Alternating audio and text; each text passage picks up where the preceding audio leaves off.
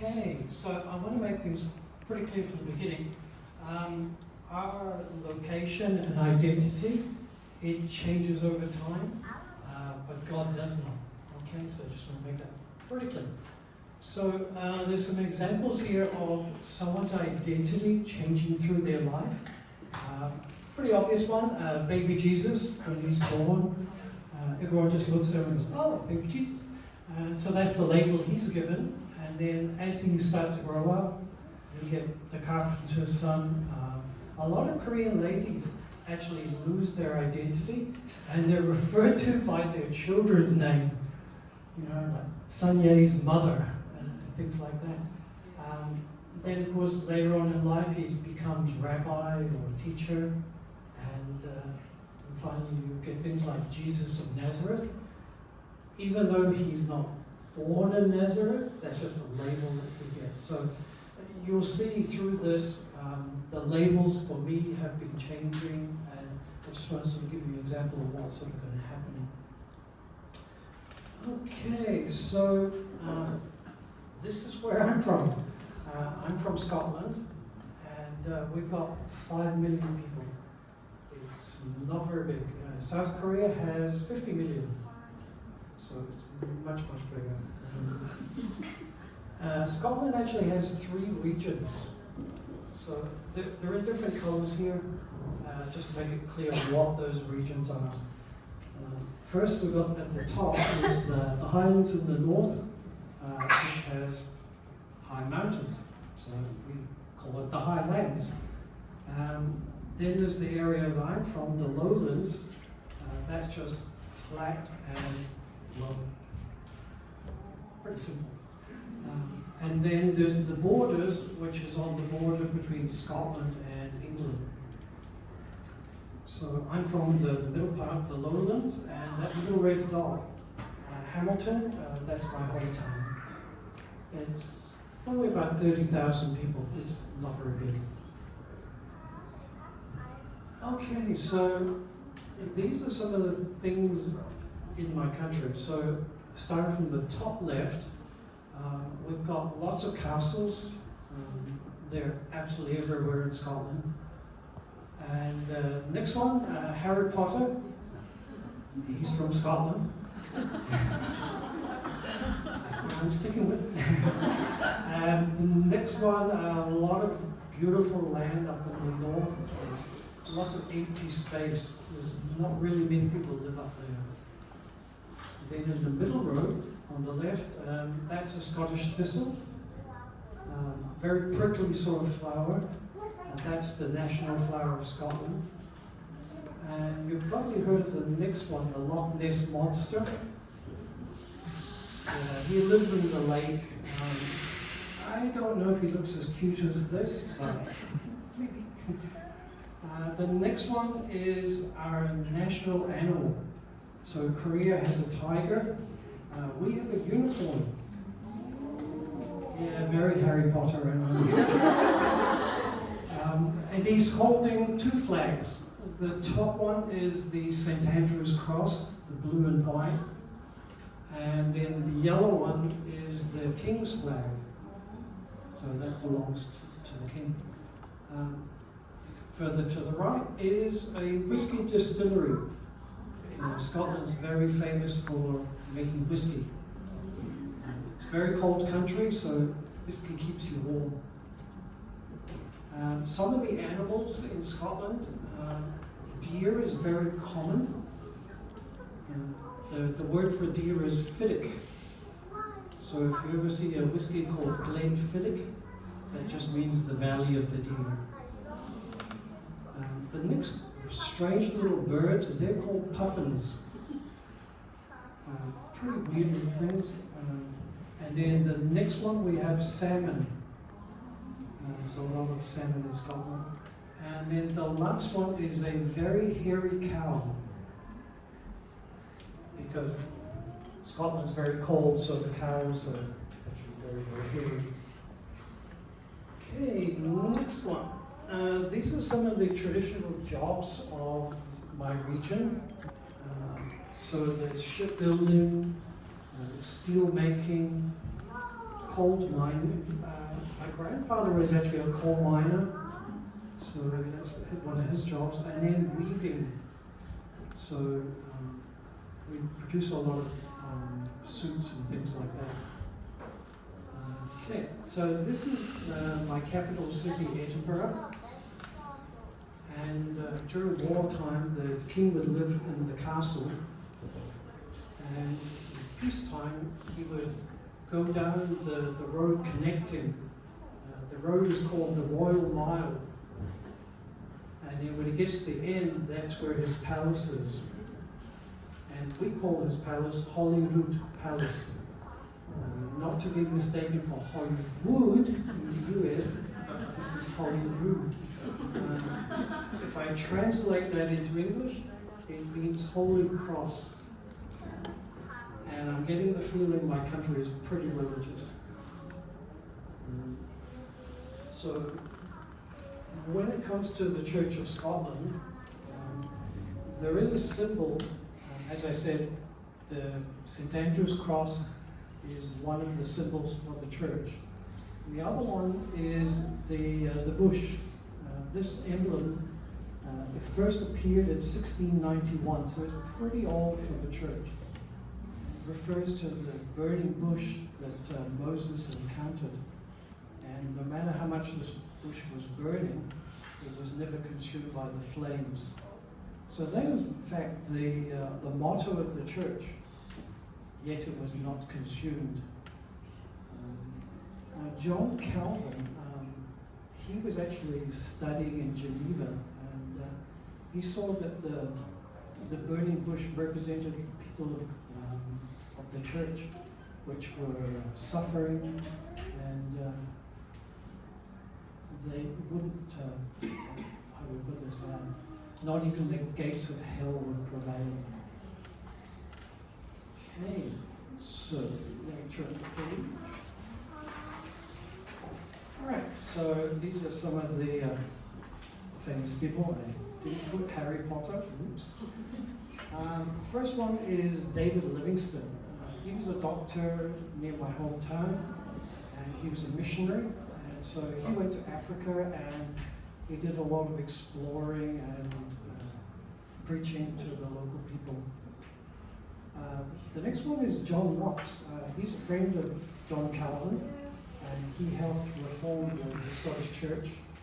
We used to be a Catholic country, and then we changed to Presbyterian. You probably know these next two guys, but you just didn't realize them. Arthur Conan Doyle actually wrote the Sherlock Holmes series.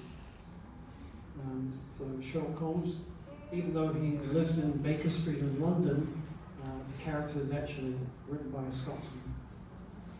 The next one, Peter Pan, that was written by James Barrie. And then the next guy is our national poet. Robert Burns wrote actually a song which everyone sings on New Year called Auld Lang Syne. So a lot of countries will sing that during New Year. Next one, James Bond.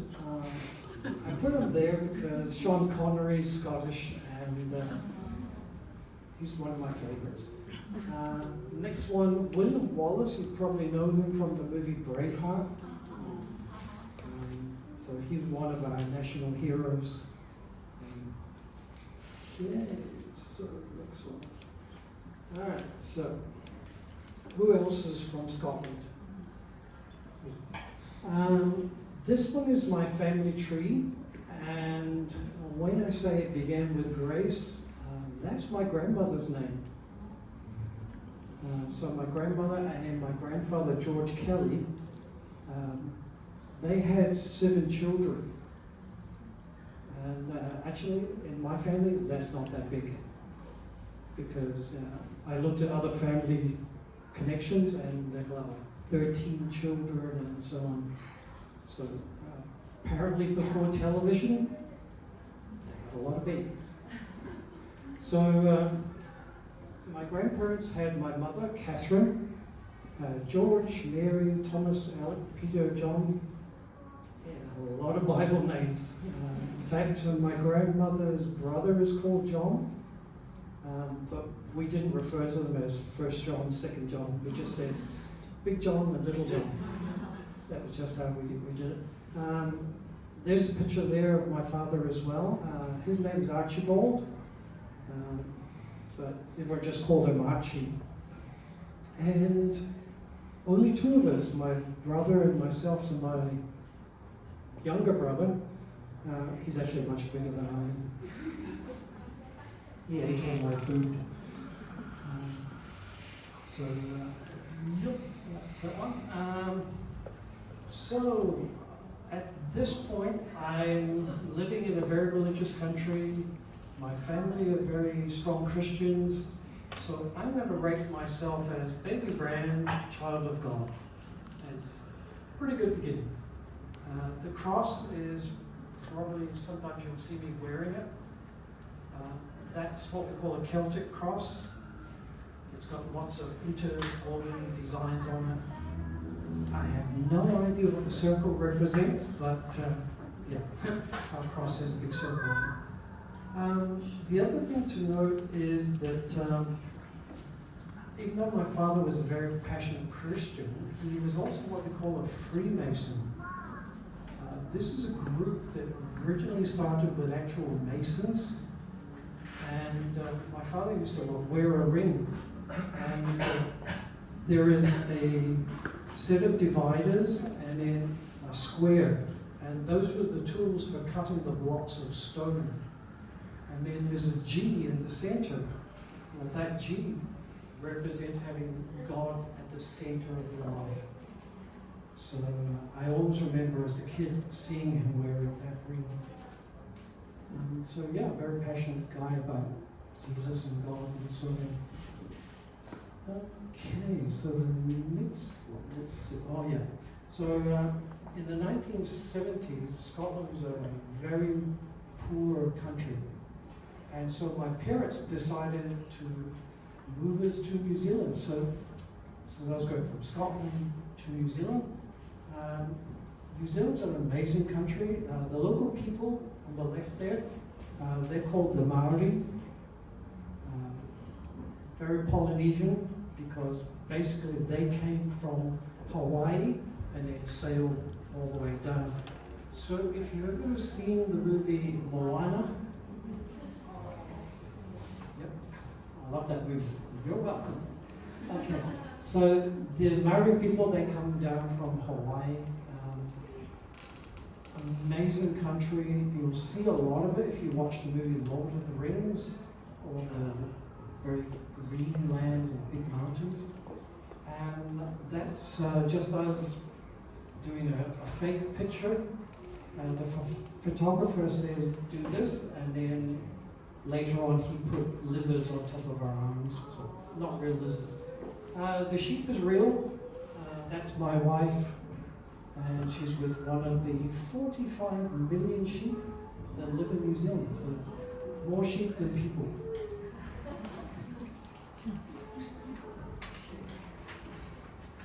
Alright, this is the tough part for me. Alright, so we went to New Zealand looking for a better life. I was 7 years old, and a few days after Christmas and my birthday, unfortunately my father died in a farming accident. And so that changed things a lot for our family. My mother became very passionate about the church, got a lot closer to God and to the church, and I went the exact opposite way. For me, I was very, very angry, and so I closed the door on God and ended the relationship. I thought so. That was the plan. As you can see, it didn't work. So, yeah, I was really, really angry at God at that time. Okay, so we returned back to our family, and I stayed with my grandparents, and we were there for a few years, and eventually my mother remarried, and yeah, we went back to New Zealand. That would not have been on my list of places to go, but that was the plan. So, yep, we went back to New Zealand. Okay, so next one. This is where it gets pretty freaky. So we were living in a city called Gisborne, New Zealand. And this is where the ring comes in again. So during my time in high school, I'm actually dating a New Zealand girl. Well, I thought she was New Zealand. And she says, come across to my home, meet my parents. So I did, and I found out they're from Selkirk. Now, Selkirk is a small town on the borders of Scotland. So that was a big surprise that, here's a Scottish family and the guy's wearing the exact same ring as my dad. Then it gets even more weird for me because one day, Norman, he comes up to me and says, "Was your dad's name Archie?" And I'm like, "Huh? What?" And then he's like, "You better have a seat." And so I sat down and he explained to me that he used to be an ambulance driver. And one Sunday morning, he got a call and he had to go out to a farm and pick up somebody. And it turned out that the guy that had died was my dad. So that was pretty amazing to actually meet the guy who picked up my dad. And he was also a Freemason and from Scotland. So that was a pretty cool experience. Now, I don't normally refer to the blue bits at the bottom, but painters do sign their work, and quite frankly, I'm pretty sure that God does the same thing. So when you see stuff like this in your life, He's very busy and very active. So look back on your life and look out for these things. They will be there, I guarantee it. Okay, so all right, so Gisborne's quite a pretty town. It's about 30,000 people. Again, lots of sheep. It's a farming community, but my first job was with electronics. I was working for IBM. I was fixing these really big servers in banks, money machines, and the supermarket. There's got those laser scanners. So when you go to supermarket and go beep, beep, those are the things I had to fix as well. But the town was getting pretty boring for me. I'm from a bigger city than that, really, but this is country life, and I was like, it's so boring. And so I then decided to move on. And I ended up in Auckland. So Auckland is referred to as the city of sails. There's lots of boats. And so if you like sailing, Auckland's a really great place to go. That's my university, Auckland University. I studied there. And again, although it was a bigger city, it was a bit boring, and I decided, I want to go check out the rest of the world. And so I moved to Singapore. Agnes not here today, okay? Singapore was a big shock to me. Singapore, they speak different. They call it Singlish. And so when they say to you, okay lah, huh? What's that? Or they'll say, let's go makan. And eventually I found out makan means eat. So I had to learn a whole new language living in Singapore. Pretty good. And I met a few people who went to church. But again, timing was not right. I was still very angry. And so I did go to church for a little bit, but it didn't stick. So I then thought, well, I want to go on see more stuff. And at that time, there was 2002 World Cup, and I was thinking of going to Japan, and my coworker, he suggested that I go to South Korea. He's like pointing at the TV, look, Korea, pretty people. I'm like, okay. I get a lot of suggestions in my life, and quite often I do follow them. So, moving on to South Korea. Oh, the land of the morning calm.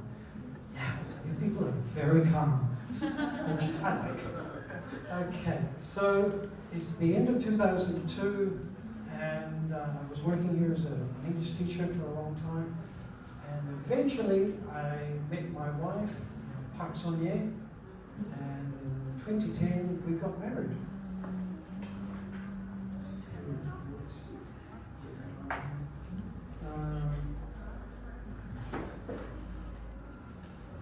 Okay, so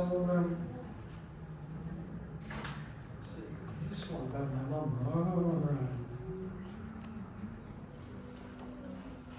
Not long, maybe a couple of years after getting married, my mum informed me that she had cancer. And that, again, was really weird for me because she was excited. This is where it gets kind of weird. Like, my mum was so happy. She's like, my bags are packed and I'm ready to go meet Jesus. And I'm like, I'm not ready. So I wasn't prepared to let go of my mum at that point. And you sort of pray for these things, and you're like, I pray my mum will get healthy and things like that. But I'm pretty sure that my mum was doing the exact opposite. So she was probably praying, I want to leave soon, I want to go meet Jesus. And I think we were kind of in conflict there. So that's the sort of lesson that I learned, that really God's will is quite important in this whole thing. You can have what you want in your heart, but really ultimately it's going to be God's will in this one. So yeah, she was super excited to leave. And at that point, that started a conversation between my wife and I about following your dreams. Interestingly, we're doing dreams in the church too, so there's a lot of echoes in my life. So we talked about what dream we wanted to do, and my wife suggested we move to Dubai. Another suggestion. Okay, so off to Dubai. Next one. So, Dubai. It is literally a city in the desert. There are 7 emirates in the United Emirates, and Dubai is mostly sand, except for, like, if you are looking from the desert into Dubai, this is exactly what it looks like. So that's the big shiny city. Boy, they love money in this city. And so for fun, even though it can be 50 degrees in summertime, people will often go to the desert, either riding camels, SUVs, motorbikes, and they have air-conditioned tents, which are pretty cool. When you go visit your friends, and there's this big canvas tent and a big box on the side pumping cold air into the tent. So they're very stylish. The police themselves have a lot of money too, so like Bugattis and all these other expensive cars so they can catch Ferraris. So the police have got some expensive toys. The locals, they call them Emiratis. The guys will always be wearing white, and the ladies will always be wearing the black. Some of them will cover their face. It just is not a requirement, it's what they want to do. It's up to them. Saudi is more strict, so you'll see Saudi women definitely covering their face. But yeah, it's an interesting country to go to Dubai. Okay, obviously Dubai is a Muslim country. So you will see mosques everywhere. I don't remember ever seeing a church. But this particular mosque, that's in Abu Dhabi. That's Sheikh Zayed Mosque. So it's got these incredible big white domes, white stones everywhere, and the towers have speakers on them. So like 4:30 in the morning, they have call to prayer. So you'll hear things like Allah Akbar, God is great, come to prayer. Boy, they get up early to pray, 5 times a day between sunrise and sunset. They also are fasting once a year during the time of Ramadan, which is really tough to do.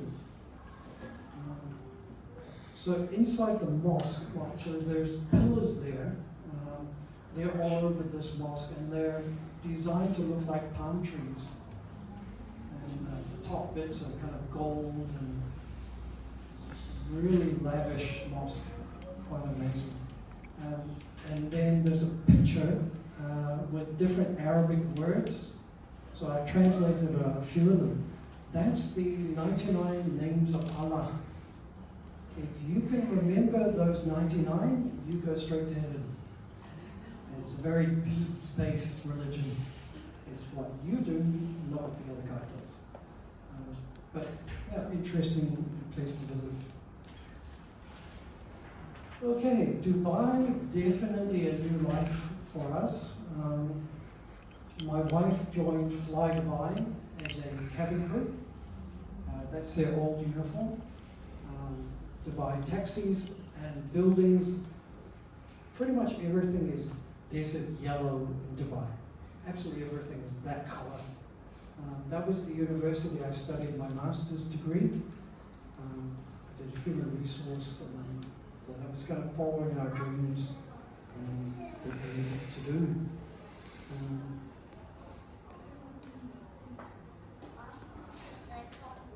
Okay, so we lived in Dubai for 7 years, and one year we were celebrating my wife's birthday.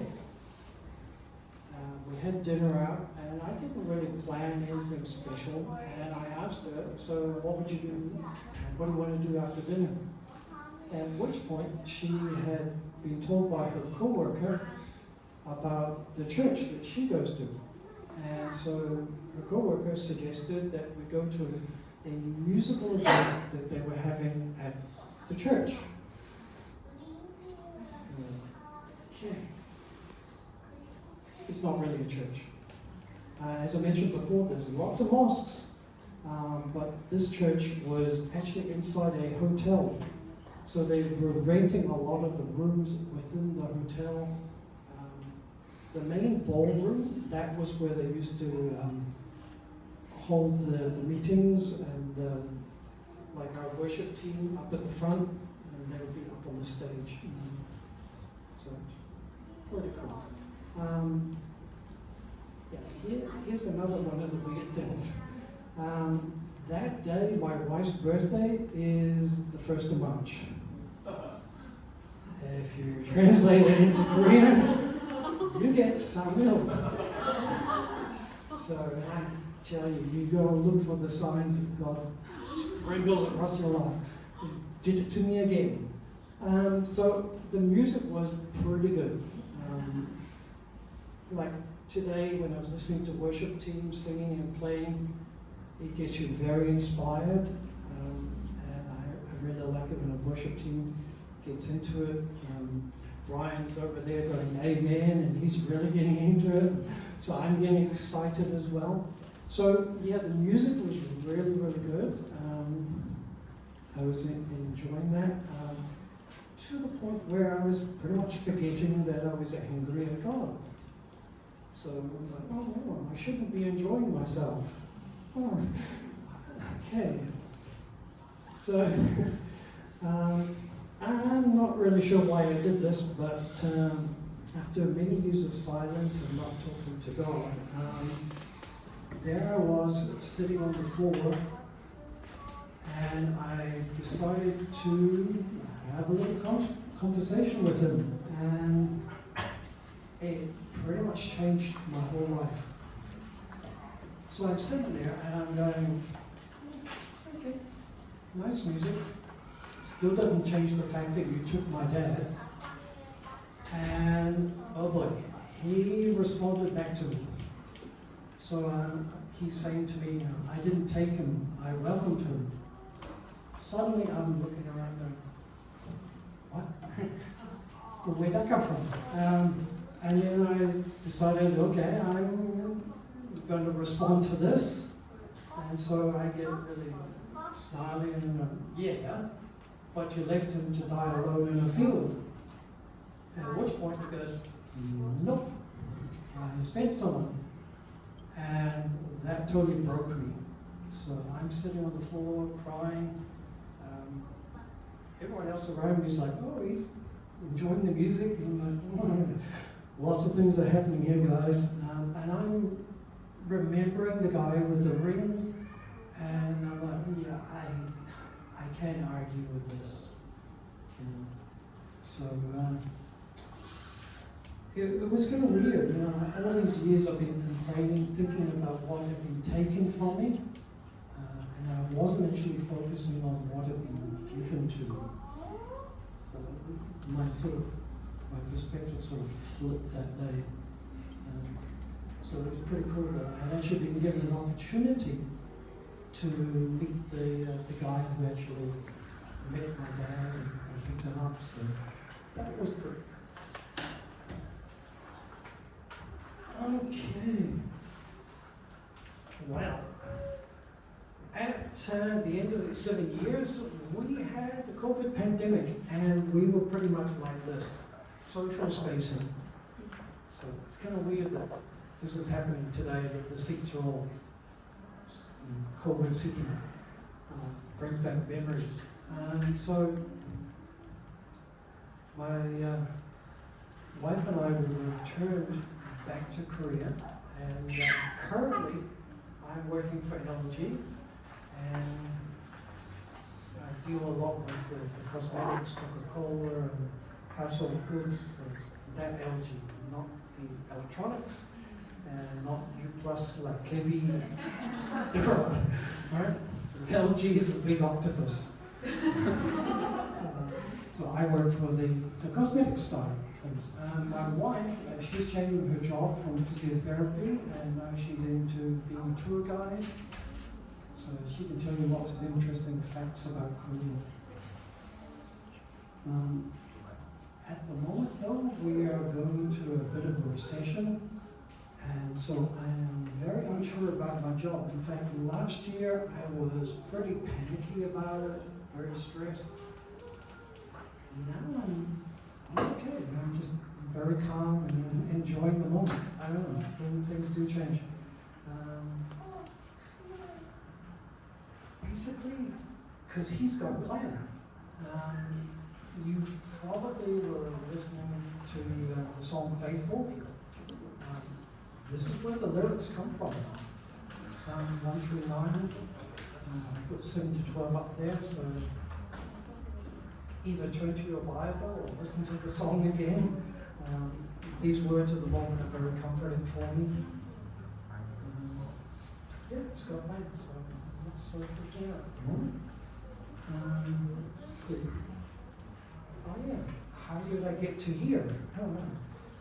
So, last year I was looking for a job. I live in Gyeongbu, and so I wanted to find a house close to my church, close to my house. And of course I looked around and I reached out and I contacted a church that was quite close, but they never got back to me. So I don't know what happened there, but I went to work and my co-worker, she was like, oh, we didn't get back to you. Oh, okay. But do you know that my husband is a pastor? And I'm like, do you not know that?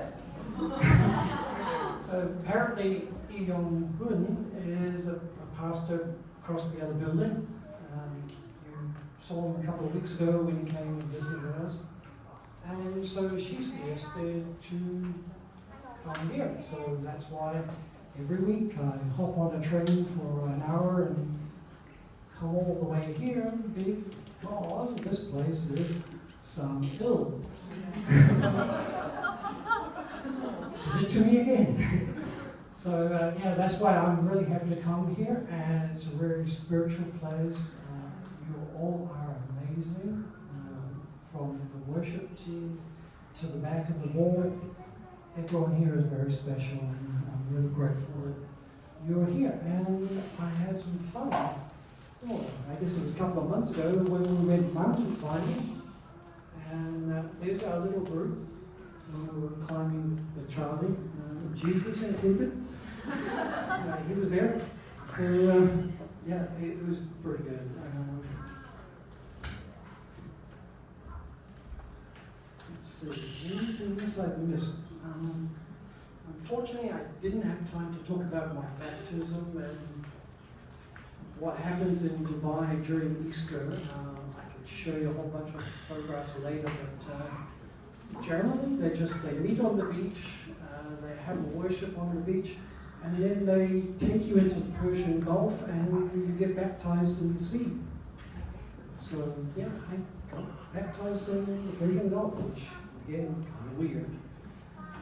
So the last thing I want to do, just to wrap this up, is this was sent to me by my mother not long before she died. So I was quite inspired by this poem. And so I want to share with you. So I'll read this to you right now. So one night I dreamed a dream. As I was walking along the beach with my Lord, across the dark sky flashed scenes from my life.